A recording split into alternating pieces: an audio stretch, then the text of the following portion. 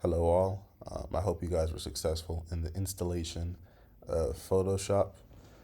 This will be the first application we'll be using as a class. Quickly, I want to give you guys a quick run view of what each tool does, where to find stuff, and just the basics of Photoshop. So, for starters, when you open Photoshop, you should see a screen like this. If you want to open a new document, just go to New File right there, and once you click that, go for A4 or whatever size you want.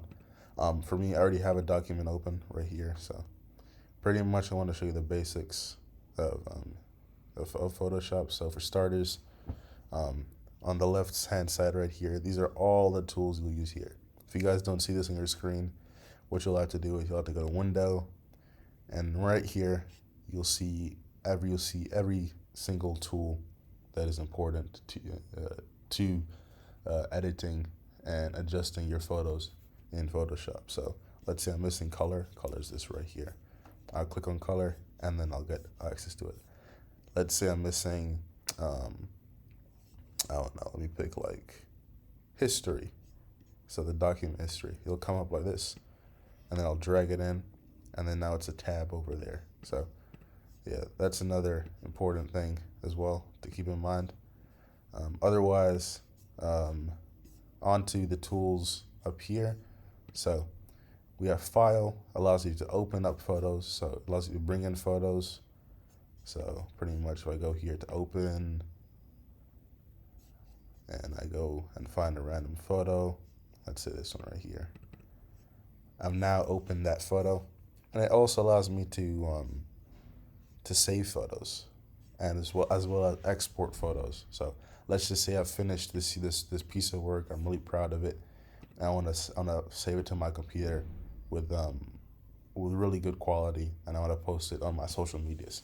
You'll come here to export, and then go to export as, and then make sure the quality is high. But keep in mind, the higher the quality, the while you may get more detail, the more space it will take up on your computer.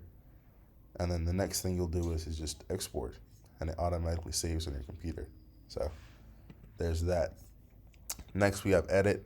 This is where you can copy, paste, as well as you can see here, this is a very important tool, the transform tool. And this tool allows you to adjust the size of any image nor font put into Photoshop. So let's say I want to adjust the size of 1 minute. Yeah, this logo right here. What I'll do is I'll come and click on the logo, and once I click on it, I'll go to File. I'll go to Edit, Transform, Scale, and now I'm able to adjust the size like that. Now let's say I want to adjust the size, and I also want to move the other dimensions of the image. What I'll do is, while I'm adjusting the size like this, I'll hold down Shift, and now you can see I can freely adjust every image there. So that's another cool aspect. Otherwise, in terms of edits, there's not much we'll be using there because we're just going over the basics. So yeah, just keep your eye on transform, copy and paste, that's essential. And yeah, that's it. On to image. We won't be using this tool as much either because we're going through the basics of Photoshop, and we're not really at that level where we can effectively edit images. And I think we'll reach that in about a month, and a month or 2 months into the course. So if you or any of your friends are interested in image editing, make sure to send my words to them. Yeah. So otherwise, in terms of layers at the top, if you go to layers, this is a very important tool, as layers is what allows you to stack images on top of each other, as well as apply effects onto certain images. So for instance, you can see here the effect I applied. The image is originally black and white, but if I go back here, you can see I've applied color to the image, but I left the background black and white.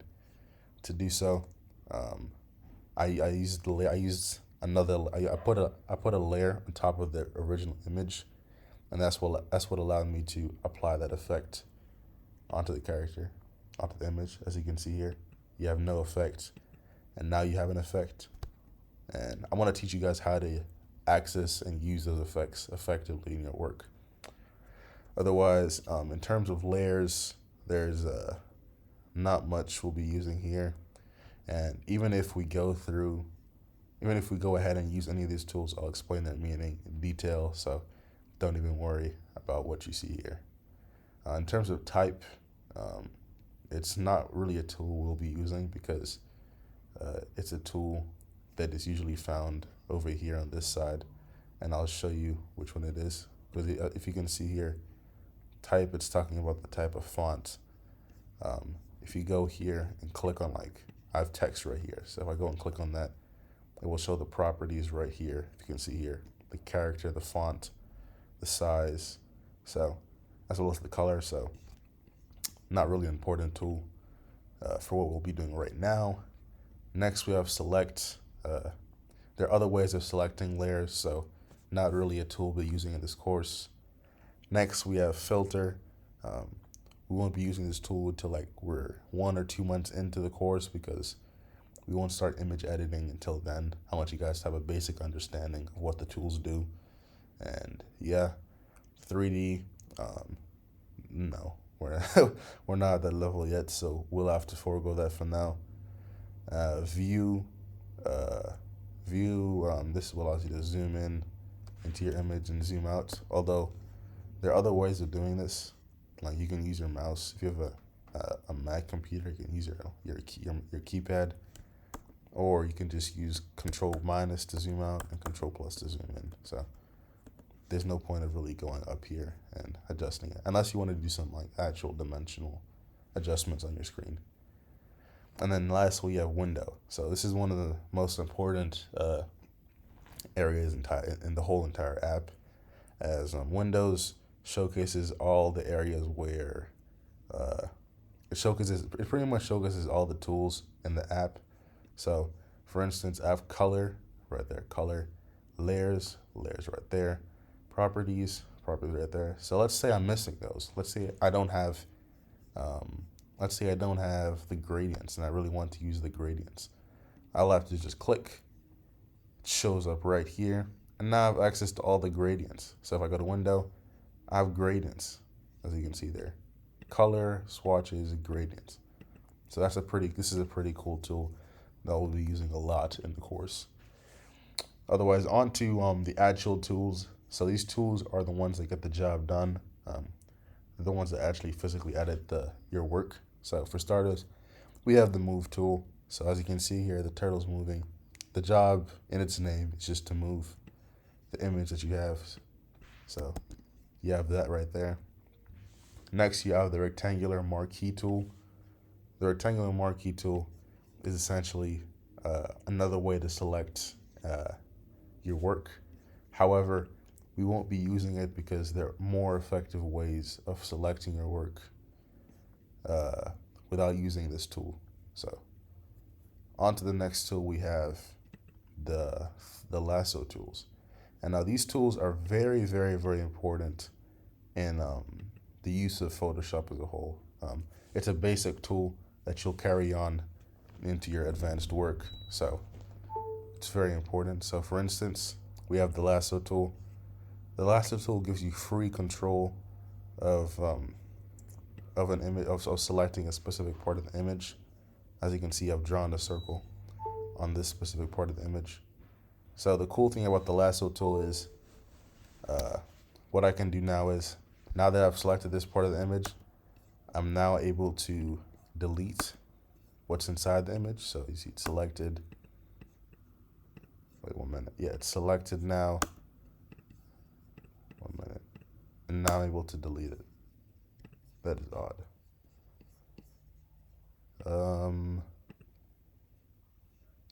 So yeah, as you can see here, I've selected this part of the image, and now I'm able to delete it. So right here, I've selected it, now I'm able to delete it. I don't know why it was not working there, but yeah, I've selected it, and now I'm able to delete it.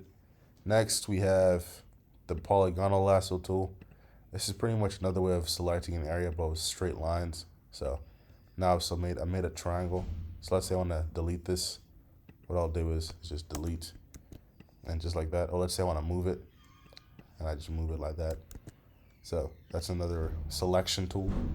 And possibly the most important selection tool, we have the magnetic lasso tool. The magnetic lasso tool is what allows you to trace around the image. So we have this one right here. Let's say I want to trace around the basketball player, but I don't want to select the background. So I'll just trace like this. I'll just move my mouse, no clicking, because it's going to automatically stick to the player as an outline. So now I've selected this area, and now I delete. And as you can see, I perfectly cut out the background from the image. So there's that. On to the quick selection tool. This is another selection tool that is very important if you want to trace out an image. So what you want to do is you come here to the top, you'll see a plus and a minus. Just like maths, minus removes, plus adds. So I'm on plus right now. Now you can see I'm adding. And pretty much what I'm doing now is I'm selecting the image, selecting the basketball player. So when I hit copy, go to a new layer, I've now selected that part of the basketball player. So that's the cool part of this tool. Okay, so now if I go back, yeah. On to the next tool, we have the crop tool. This is for cropping the size of an image. Not really effective because we won't really be using it, but if you want to use it in your own personal projects, then yeah. So on to the next tool, we have the frame tool. This is a pretty cool tool here, as you can see here, the ability to create placeholder frames for images. So as you can see here, they have a cup of coffee and a random background, and pretty much they selected the cup of coffee, and now the image is now inside that cup. So we will be using this tool later on to design our upcoming projects. Nonetheless, very important. So on to the next tool is the eyedropper tool, and this is very important as it allows us to pick up whatever color is being used within the image. Let's say I want this color, I now have that color right there. Or I want this color, I now have that color right there. I want this color, I now have that color right there. So very, very, very important. On to the next tool, we have the spot healing brush. In its name, as you can see, it removes marks and blemishes. So it pretty much touches up on the image. So let's say I want to touch up on that right there, his fingers. I want a fan of them in the background. I'll just touch up, and as you can see, I've completely edited his fingers out of the background. So this is a very important tool, especially for y'all, for those who are interested in editing their own photos, so this is a tool that you'll be very keen on paying attention to and working with in your own personal projects. Next, the brush tool, essentially just a paintbrush tool. So pretty much I'm going to get this color right here, and I'm just going to paint. That's the purpose of the tool. Next, we have the clone stamp tool.